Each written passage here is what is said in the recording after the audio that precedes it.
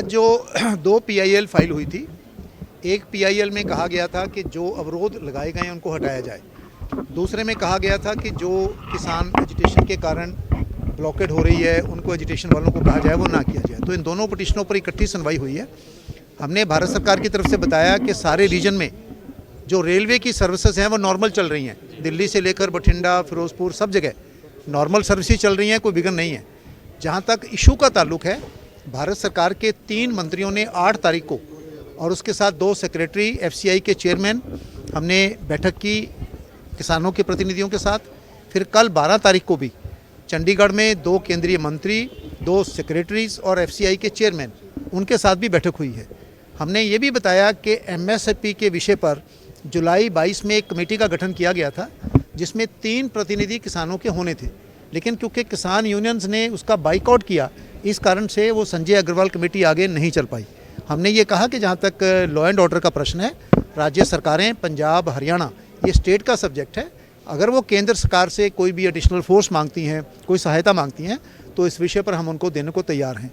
Court ने सबका पक्ष सुनने के बाद परसों के लिए नोटिस जारी किया है और जो किसान संघर्ष कर रही समितियां हैं उन समितियों को भी नोटिस इशू किया है और परसों दोपहर के बाद इस केस पर आगे सुनवाई होगी। कोर्ट ने कहा कि डेजिग्नेटेड प्लेस पे प्रोटेस्ट किया जाए, पंजाब या हरियाणा, ये तय करे जगह। कोर्ट का भी ऑर्डर आ जाएगा, लेकिन उन्होंने कहा है कि भी प्रोटेस्ट जो है किसी डेजिग्नेटेड जगह पर हो सकता है। मतलब दिल्ली कूच जो है वो कहीं ना कहीं संशय है। अब इसका जो मतलब है वो तो ऑर्डर पूरा आने के बाद ही होगा, क्या उसमें ऑर्डर में एग्जैक्ट क्या वर्ड आता है, लेकिन हमने बता दिया भारत सरकार, मैंने ये भी कहा कि भारत सरकार किसान प्रतिनिधियों के साथ किसी भी विषय पर कहीं भी बातचीत को तैयार है।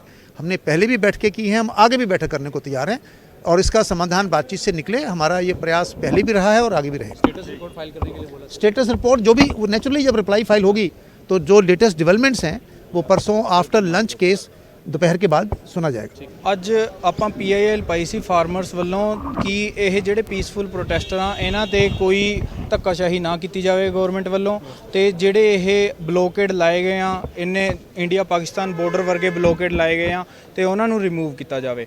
ਸਾਡੀ ਇਹ ਪ੍ਰੇਅਰ ਸੀਗੀ। ਅੱਜ ਆਪਣਾ ਚਾਰੋਂ ਮੇਰੇ ਰਿਸਪੋਂਡੈਂਟਸ ਅਪੀਅਰ ਹੋ ਰਹੇ ਸੀ ਕੇਸ ਦੇ, ਤੇ ਪੰਜਾਬ, ਹਰਿਆਣਾ, UT ਤੇ ਯੂਨੀਅਨ, ਤੇ ਇਹਨਾਂ 'ਚ state of Punjab the stand ਇਹ ਸੀ ਵੀ ਇਹ ਪੀਸਫੁਲ ਪ੍ਰੋਟੈਸਟਰ ਨੇ, ਤੇ ਸਟੇਟ ਆਫ ਹਰਿਆਣਾ ਦਾ ਇਹ ਸੀ ਵੀ ਇਹ ਬੜੇ ਅਗਰੈਸਿਵ ਨੇ ਤੇ ਦੇ ਥ੍ਰੈਟ ਆ ਪਬਲਿਕ ਆਰਡਰ ਨੂੰ। ਤੇ ਉਸ 'ਚ ਅਸੀਂ ਆਪਣੀ ਗੱਲ ਰੱਖੀ ਹੈ ਵੀ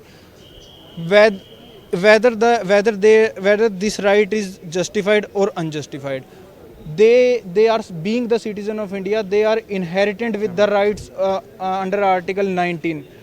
which ensure that ਇਸ ਡੈਮੋਕ੍ਰੈਟਿਕ ਸੋਸਾਇਟੀ 'ਚ ਪੀਸਫੁਲ ਪ੍ਰੋਟੈਸਟ ਇੱਕ ਫੰਡਾਮੈਂਟਲ ਰਾਈਟ ਹੈ ਤੇ ਇਹ ਬੇਸਿਕ ਫੀਚਰ ਹੈ। ਇਹ ਸੁਪਰੀਮ ਕੋਰਟ ਨੇ ਹੈਲਡ ਕੀਤਾ ਹੈ ਤੇ ਆਪਾਂ ਇਹੀ ਕੰਟੈਂਸ਼ਨ ਰੱਖੀ, ਤੇ ਅੱਗੇ ਕੋਰਟ ਦਾ ਵਿਊ ਸੀਗਾ ਵੀ ਜਿਹੜੇ ਇਹ ਫਾਰਮਰਸ ਨੇ ਇਹਨੂੰ ਦਿੱਲੀ 'ਚ ਇਹਨਾਂ ਨੂੰ ਇੱਕ ਪਲੇਸ ਐਲੋਕੇਟ ਕੀਤਾ ਜਾਵੇ ਜਿੱਥੇ ਇਹ ਆਪਣਾ ਪ੍ਰੋਟੈਸਟ ਕਰ ਸਕਣ, ਤੇ ਚਾਰੇ ਸਟੇਟ ਨੂੰ ਤੇ ਦਿੱਲੀ ਨੂੰ, ਸਟੇਟ ਆਫ ਦਿੱਲੀ ਨੂੰ ਇੰਪਲੀਡ ਕਰਨ ਦੀ ਗੱਲ ਕੀਤੀ ਗਈ ਹੈ, ਤੇ ਚਾਰੇ ਸਟੇਟਸ ਨੂੰ ਡਾਇਰੈਕਸ਼ਨ ਦਿੱਤੀ ਹੈ ਵੀ ਪਰਸੋਂ ਆਪਣੀ ਸਟੇਟਸ ਰਿਪੋਰਟ ਫਾਈਲ ਕਰੋ। ਪਰ ਇਹ ਵੀ ਸਤਿਆਪਾਲ ਜੈਨ ਵੱਲੋਂ ਇਹ ਵੀ ਕਿਹਾ ਗਿਆ ਕਿ ਮੀਟਿੰਗ ਜਿਹੜੀ ਉਹ ਇੱਥੇ ਰੱਖੀ ਜਾਵੇ ਜਾਂ ਕਿਸੇ ਵੀ ਪਲੇਸ ਤੇ ਰੱਖੀ ਜਾਵੇ। ਚਲੋ ਮੀਟਿੰਗਸ ਇਹ ਤਾਂ ਚਲੋ amicably, in democracy dialogue is the only solution for any problem. ਜੇ ਮੀਟਿੰਗ ਤੋਂ ਇਹ ਸੋਲਵ ਹੁੰਦਾ ਆ ਉਹ ਚਲੋ ਕਿਸਾਨਾਂ ਨੂੰ ਤੇ ਕਿਸਾਨਾਂ ਦਾ ਤੇ ਗਵਰਨਮੈਂਟ ਦਾ ਕੰਸਰਨ ਹੈ, ਅਸੀਂ ਵੀ ਇਹਦੇ ਫੇਵਰ 'ਚ ਹਾਂ ਜੇ ਇਹ ਡਾਇਲੋਗ ਨਾਲ ਕਿਸੇ ਤਰ੍ਹਾਂ ਸੋਲਵ ਹੁੰਦਾ ਹੋਵੇ ਇਸ਼ੂਜ਼ ਨਾਲ। ਜੇ ਅੰਦਰ ਗੱਲ ਕੀਤੀ ਜਾਵੇ ਤਾਂ ਇਹ ਵੀ ਹੁਣ ਦੇਖਿਆ ਜਾ ਰਿਹਾ ਬਾਹਰ ਦੇ ਜਿੱਥੇ ਕਿ ਅਥਰੂ ਗੈਸ ਦੇ ਗੋਲੇ ਵੀ ਚੱਲ ਰਹੇ ਨੇ, ਹੜਤਾਲ ਦਾ ਲਾਠੀ ਚਾਰਜ ਵੀ ਹੋਣ ਦੀ ਸੰਭਾਵਨਾ ਹੈਗੀ ਉੱਥੇ। ਹਾਂ, ਇਹ ਹੈਗੀ ਤਾਂ ਹੈ ਜੀ। ਇਸ 'ਚ ਇਹੀ ਅਰਜੈਂਸੀ ਕੰਸੀਡਰ ਕਰਦੇ ਹੋਏ ਜੱਜ ਸਾਹਿਬ ਨੇ ਪਰਸੋਂ ਕੇ ਵਾਸਤੇ ਕੇਸ ਰੱਖਿਆ ਹੈ ਤੇ ਸਟੇਟਸ ਰਿਪੋਰਟ ਚਾਰੋਂ ਰਿਸਪੋਂਡੈਂਟਸ ਤੋਂ ਸੀਕ ਕੀਤੀ ਹੈ। ਹਾਂਜੀ ਹਾਂ, ਨੋਟਿਸ ਜਾਰੀ ਹੋ ਕੇ ਸਟੇਟਸ ਰਿਪੋਰਟ ਹੀ ਸੀਕ ਕੀਤੀ ਹੈ ਤਾਂ ਕਿ ਜੇ ਇਹ ਐਮੀਕੇਬਲੀ ਵੀ ਰਿਜ਼ੋਲਵ ਹੋਇਆ ਉਹ ਤੋਂ ਵਧੀਆ ਤਾਂ ਡੈਮੋਕ੍ਰੇਸੀ 'ਚ ਕੋਈ ਗੱਲ ਨਹੀਂ ਹੁੰਦੀ।